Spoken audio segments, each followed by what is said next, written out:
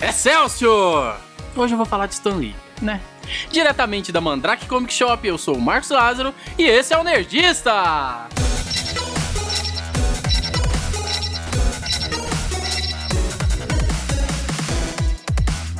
Dê as palmas, gente, porra! Nosso adorado Stan Lee está perto de completar 94 anos de idade e ele, sem dúvidas, é referência quando se fala em quadrinhos. Trabalhando na área desde os anos 40 e revolucionando a indústria como poucos. Muito do que consumimos hoje devemos a esse cara, e por toda essa importância e contribuição para o universo nerd, eu resolvi fazer uma listinha com algumas curiosidades sobre ele.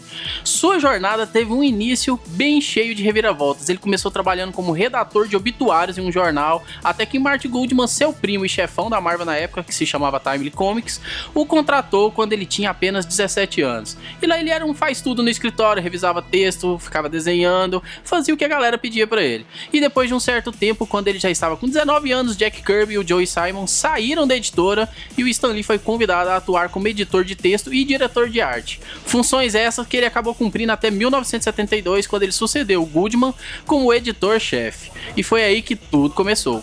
O nome verdadeiro dele é Stanley Martin Lieber. Só que ele tinha um grande sonho de escrever um romance, e ele queria dar o seu nome ao protagonista da história. Por conta disso, ele resolveu usar Stan Lee para assinar os quadrinhos que ele trabalhava, para não gastar o nome, né? E se você parar para pensar, Stanley, Stan Lee, lembra, né? Um pouquinho, são bem parecidos. E depois de um certo tempo, ele acabou mudando legalmente o seu nome para Stan Lee.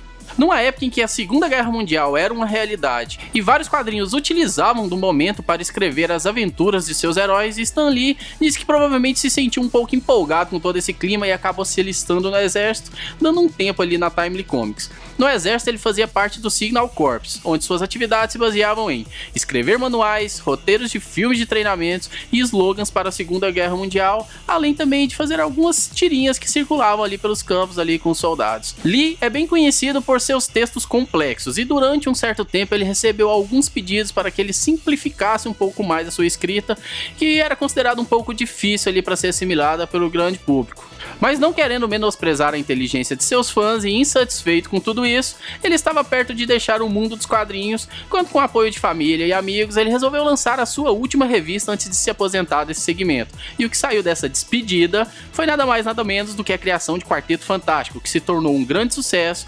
Todos pararam de pegar no pé do cara, ele ficou feliz e realizado, os fãs mais ainda, e seu caminho, graças a Deus, nunca se separou dos quadrinhos e a gente é eternamente grato por isso. O Stan Lee, ele é um dos grandes responsáveis pelo uso de drogas ser mostrado nos quadrinhos.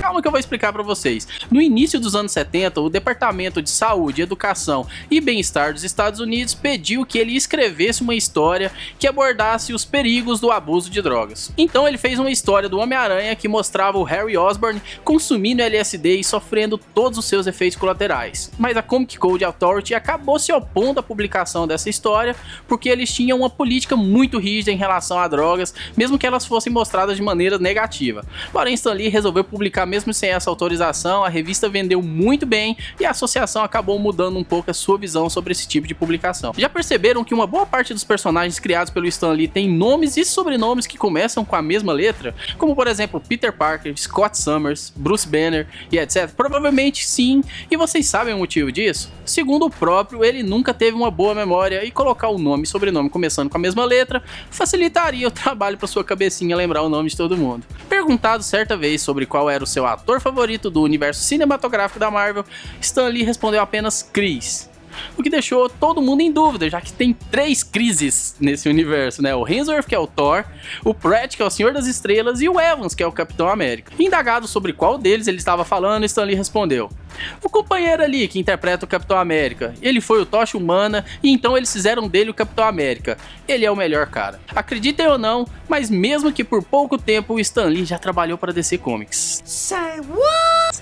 Trabalhou em terreno inimigo. No início dos anos 2000, após se aposentar da Marvel, ele fez uns trampinhos ali na editora concorrente chamado Just Imagine, onde ele recriou alguns heróis icônicos da DC com outras identidades e tudo. Por exemplo, nessa série o Superman era um policial de Krypton que acidentalmente veio parar na Terra. O Batman era um afro-americano chamado Wayne Williams, que foi preso por um crime que ele não cometeu, e lá na cadeia ele treina o seu corpo e sua mente, e depois de cumprir a sua pena, ele sai e vai ser o Batman, né? A aceitação dessa história não foi das melhores, como podemos imaginar, mas rolou. O autor também resolveu arriscar um pouquinho no mundo dos mangás e trabalhou na criação de Karakuri Doji Último, com o apoio de Hiroyuki Takei, criador do famoso mangá e anime Shaman King, que esse que vos fala tanto adora. E se eu dissesse pra vocês que o Stan Lee tem o seu lugar na calçada da fama? Pois é, ele recebeu a estrela de número 2426, e se você for dar aquele passeio em terras gringas e quiser visitar, a estrela fica localizada em frente ao prédio da Live Nation, número 7072, Hollywood Boulevard. Bem, galera, essas foram algumas curiosidades sobre o Stan Lee, eu espero que vocês tenham gostado, e se sim, já manda aquele like aqui embaixo, e se você é novo por aqui e não é inscrito ainda no Nerdista, se inscreve para poder não perder nenhum vídeo do canal. E se quiser fazer parte da nossa zoeira sem limites, é só acessar o Nerdista Cave, nosso grupo lá no Facebook, o link tá aqui na descrição do vídeo. E eu vou deixando aqui o meu muito obrigado aos nossos padrinhos, Diego Couto, Rafael Brito, Wellington Teixeira e o digníssimo Kleber Rocha. E quando vocês estiverem assistindo esse vídeo, provavelmente todos nós já estaremos lá em São Paulo, nas correrias de gravações, Comic Con e tudo mais. Então nos acompanhe nas nossas redes sociais, que terão muitas fotos, muitos videozinhos toscos pra vocês. Tchau e fui, galera. Deixa eu ir porque eu tô atrasado já.